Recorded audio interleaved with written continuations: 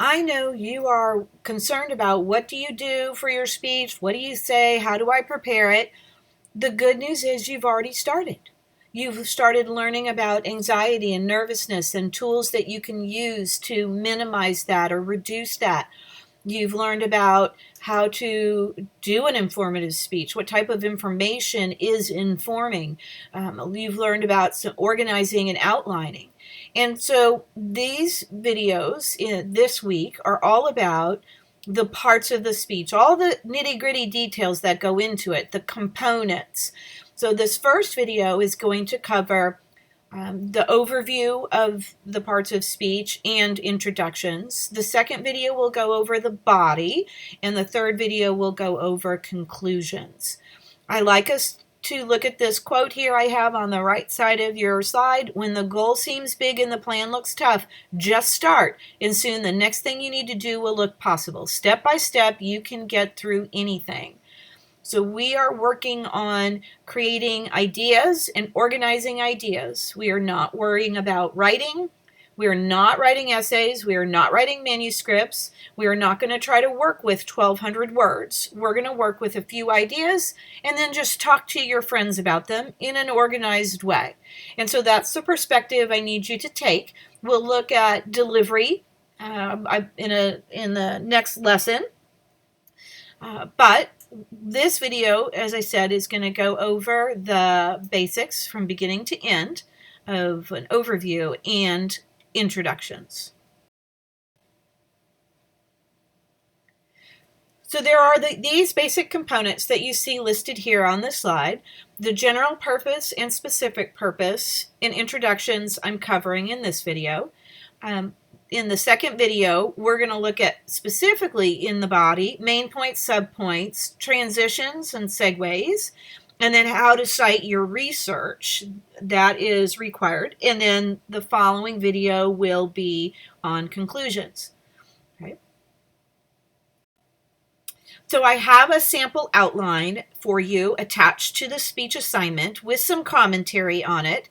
This is a modified version of that, so you can just kind of get the idea of a basic outline.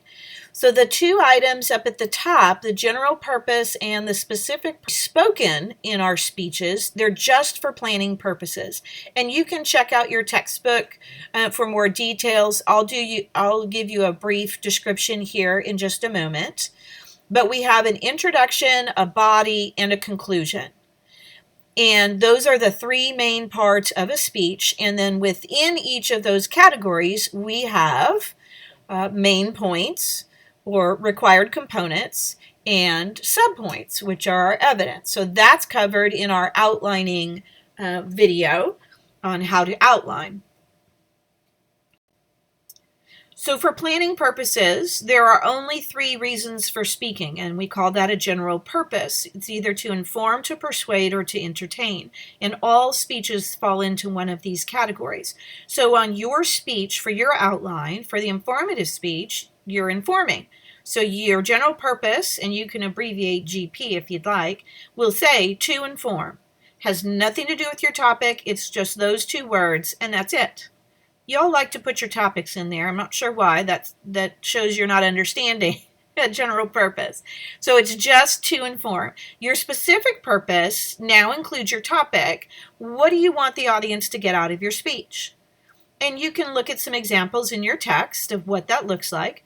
But you might say something like, for your specific purpose, on your outline, again, not verbally in your speech, after listening to my speech, my audience will be able to understand how to hot air balloon. If that you were teaching on hot air ballooning, that's your goal. And so everything in your speech will want to help support your goal. Again, this will be at the top of your outline. We don't say it. It's just to help keep you on track. So now let's dive into the components that we need to say and how do we put together a nice, strong introduction.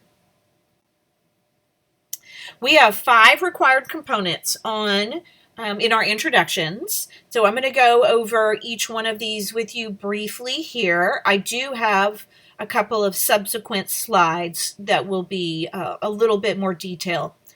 The very first thing you do when you speak is you make sure you take a nice deep breath, you make sure your notes are all in order, you stand nice and confident because we're acting confident even though we don't feel like it. Most of the time the audience can't see that you're nervous, and the very first thing you say is your attention getter.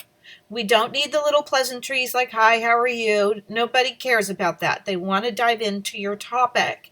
And so we want to try to create some intrigue.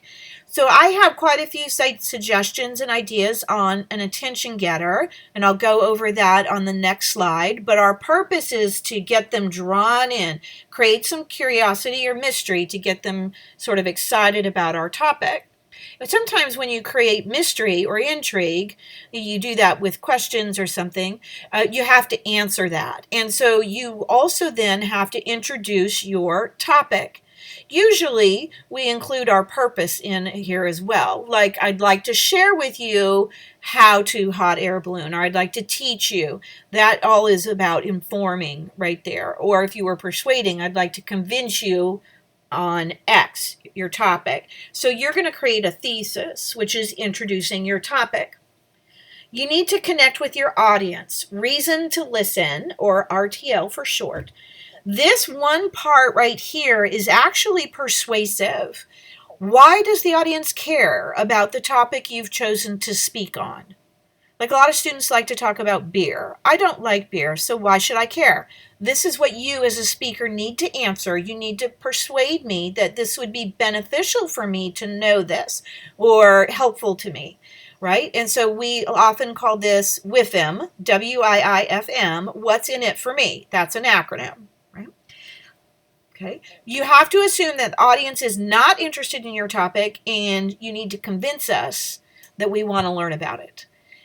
Don't panic about this component. We can make almost anything work. I'm happy to help you. Your classmates might have ideas too, but it is a requirement. You also need to give credibility in your introduction. It's a verbal comment that you make, letting the audience know that you are knowledgeable or an authority on this topic. Now, we do not expect anybody to be an expert. This is a basic speech class, but the fact that you enjoy it, it's your career goal, you've done research on it, is probably more than everybody else in the audience. So those would be the things that you would say to say, basically, I really have done my homework. I love this, this topic area. I would love to do this someday, and so I've learned more about it. That demonstrates that you have credibility. And then a preview. You're going to tell your audience about what's coming up. You're going to tell us each main point that you're going to be covering in your speech in the order that you are going to discuss them. And so on our topic of hot air ballooning, maybe you're going to talk about the equipment that's necessary. You're going to talk about how they inflate the balloon, and then you're going to discuss the takeoff and flight. And so you would tell us, today we're going to cover the equipment that you need. I'll explain the process of inflating, and we'll explain how it actually takes flight. And then your audience knows where you're headed and what you're going to be covering. It's super clear, super obvious. We don't want to hide this or hint at it. We want to be overt, clear. Let's take a look at a little more on attention getters, because sometimes that's a challenge. Again, our goal is to kind of create curiosity or information hunger that's discussed in the informative speaking chapter. So here are about a dozen ideas that you can pick and choose from to create an attention getter. Do something that's surprising. Use an illustration, startling facts, statistic, quotations, humor. Humor has to be appropriate. It has to be related to your subject. Okay? And if you're not comfortable using humor, don't pick this one. Pick something that you're more comfortable with. Memorable use of language. That's painting word pictures. You might be using similes or metaphors or personification. All of those kinds of literary devices or literary tools are great here. Visuals can also be very helpful. You need to make sure that they're appropriate for a classroom PG audience. Some of you have families that are your audience for your speech, and so they need to be appropriate. So family friendly visuals would be good here. Asking questions is another great idea. They can be rhetorical, which are just sort of food for thought types of questions, or they could require an answer. I would be very cautious of that, though. When you are giving a timed presentation, you don't want your audience to use up your time. So a yes or no answer, or a show of hands, or a one-word answer would be effective here, but I wouldn't ask them to tell you about their weekend, because then that uses up all your time. You could use a series of words or phrases to kind of create some intrigue or mystery, personal references, references to other events or occasions. And sometimes even combining these can be very, very powerful. So let me give you 2 examples of attention getters, a poor one and a good one. All right, so let's do the bad one first, okay? So if you start your speech with, today I'm going to talk to you about hot air ballooning. Are you using any of these things on the screen or any of these ideas? No.